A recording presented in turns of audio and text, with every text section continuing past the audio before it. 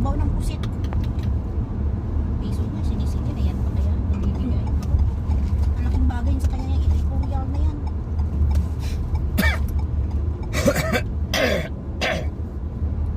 Wala kang dalakin yan. Wala sa... Oh.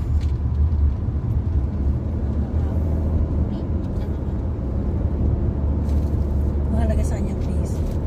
Isipin ko na mura lang ba? Kasi ano, umuwi ako wala siyang binigay sa akin na yung anak niya nagbigay. Kaya nga kami pag umuwi, hindi naasa. Uutangan ko naman siya. Siya, oh, ginanon niyo pa ako. Nagbigay siya niya sa'yo. Sabi ko, yes, yun naman na pinangako naman ni Maldita yun. Diba, pinangakuan niya akong bibili niya ako ng 10 Chocolate. yung chocolate na ano, na tawag ito, yung green. Ano ba tawag? Masarap ba yun? Dubai chocolate ba? Oo, masarap yun. O ibibili na daw ako ng 10 piraso na ganon. Sabi ko, ngunit na. Sabi niya, hihingi na siya ng baba niya eh. Kasi ibibili niya ako eh. Kapalagay mo magbibigay yung tatay? Ako po. Kaya nung... Masarap yung chocolate na yun. Oo, nung pag-uwi. Mahal naman. Ang mahal. Mayroong mura eh. Saan? Mayroong mura nun. Yeah.